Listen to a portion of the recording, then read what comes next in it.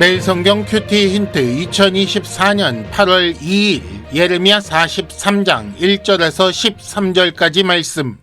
큐티 힌트는 성도 여러분의 큐티를 돕기 위한 것입니다. 성경 본문을 혼자 읽고 이해하며 묵상하고 적용할 수 있도록 배경과 내용을 설명하고 묵상과 적용을 위한 힌트를 제공합니다. 하지만 저의 묵상 내용을 나누거나 설교하는 것은 아닙니다. 큐티는 이 영상을 보신 후에 시작하는 지극히 개인적인 시간입니다.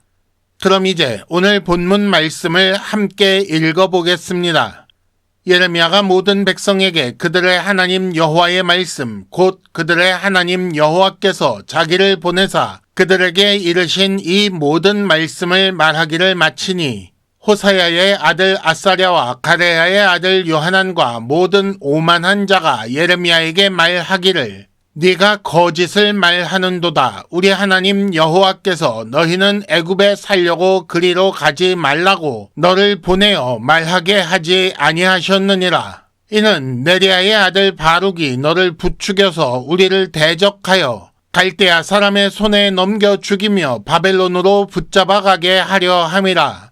이에 가레야의 아들 요하난과 모든 군 지휘관과 모든 백성이 유다 땅에 살라 하시는 여호와의 목소리를 순종하지 아니하고 가레야의 아들 요하난과 모든 군 지휘관이 유다의 남은 자 곧 쫓겨났던 여러 나라 가운데에서 유다 땅에 살려 하여 돌아온 자 곧 남자와 여자와 유아와 왕의 딸들과 사령관 느부사라단이 사반의 손자 아히감의 아들 그다랴에게 맡겨둔 모든 사람과 선지자 예레미야와 네리야의 아들 바룩을 거느리고 애굽 땅에 들어가 다바네스에 이르렀으니 그들이 여호와의 목소리를 순종하지 아니함이더라. 다바네스에서 여호와의 말씀이 예레미야에게 임하여 이르시되 너는 유다 사람의 눈 앞에서 네 손으로 큰 돌 여러 개를 가져다가 다바네스에 있는 바로의 궁전 대문의 벽돌로 쌓은 축대에 진흙으로 감추라. 그리고 너는 그들에게 말하기를 만군의 여호와 이스라엘의 하나님께서 이와 같이 말씀하시되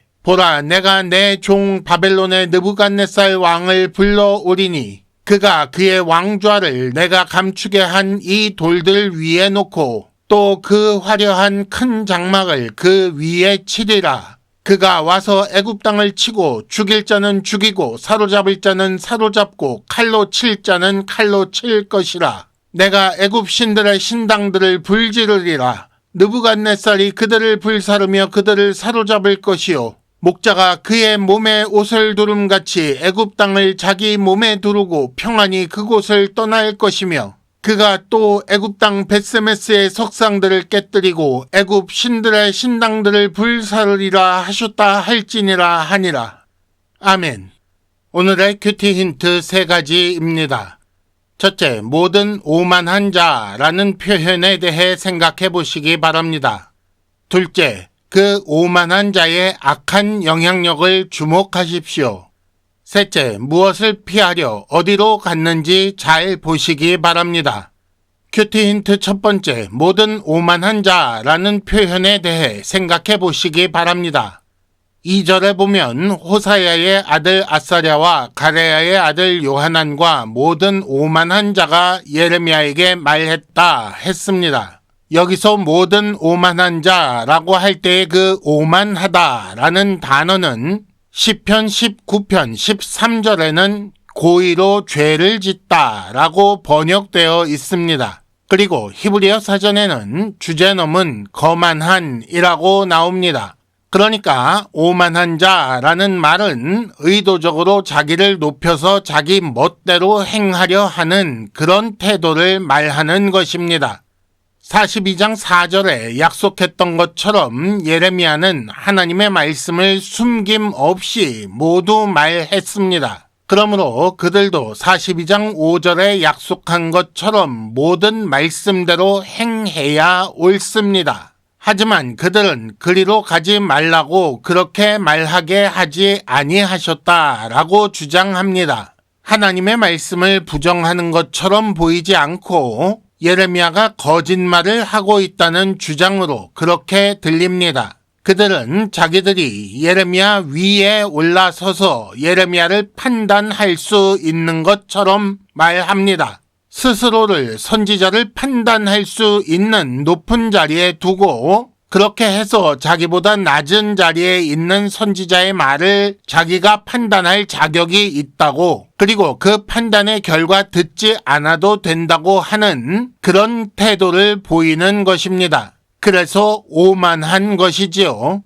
그런데 이것이 결국 하나님의 말씀에 불순종하는 죄에 더하여 하나님보다 자기 스스로를 높이는 죄를 범하는 것이 됩니다.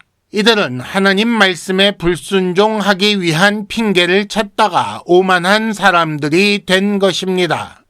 힌트 첫 번째, 하나님께 불순종하려 하는 사람은 반드시 오만한 사람이 됩니다. 큐티 힌트 두 번째, 오만한 자의 악한 영향력을 주목하십시오. 6절과 7절에 보면 그들이 모든 사람과 선지자 예레미야와 네리야의 아들 바룩을 거느리고 애굽 땅에 들어가 다바네스에 이르렀다고 기록되어 있습니다.